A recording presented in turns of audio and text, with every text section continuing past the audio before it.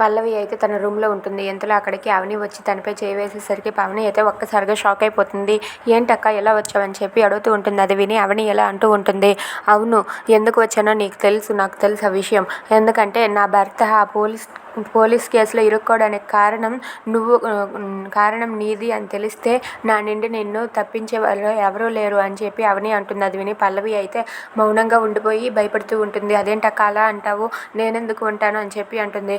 అవును నువ్వు ఉండవు, కానీ ఒకవేళ అందులో నీ పాత్ర కూడా ఉన్నదనుకో, నిన్ను నేను జీవితంలో క్షమించను, నిన్ను నేను నీకు ఎలా టార్చర్ చూపిస్తానో చూస్తూ ఉండు అని చెప్పి అంటూ ఉంటుంది. అది విని పల్లవి అయితే ఒక్కసారిగా షాక్ అయిపోతుంది.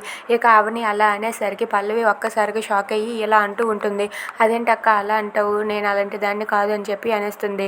ఇక ఇంట్లోకి ఇక హాల్లో అందరూ నిలబడి ఉంటారు. ఇంట్లో కమల్ అయితే ఒక మారువేషం వేసుకొని అందరి ముందు నిలబెడతాడు. అది చూసి ఇంట్లో వాళ్ళందరూ కూడా ఏంట్రా అలాంటి వేషం వేశావు అని చెప్పి అంటూ ఉంటారు. అయినా సరే కమల్ అయితే ఒక మారువేషం వేసుకొని వచ్చి భూతద్దం పట్టుకొని దాంట్లో నుండి పల్లవిని చూస్తూ ఎలా అంటూ ఉంటాడు, ఏంటి పల్లవి, నువ్వు కోర్టులోని కేసులోని గెలవలేదని చాలా బాధపడుతూ ఉన్నావా, నువ్వు తప్పించుకుంటున్నావని నువ్వు అనుకుంటున్నావు, కానీ నాలాంటి వాడి దగ్గర ఎవ్వరూ తప్పించుకోలేరు.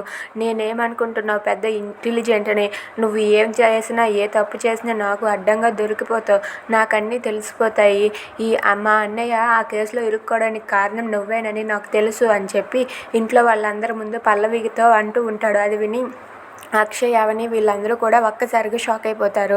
ఇక కమల్ అన్న మాటలు నిజమేనా అని చెప్పి అవని అనుకుంటుంది. If you like this video please like, share and subscribe. Thanks for watching.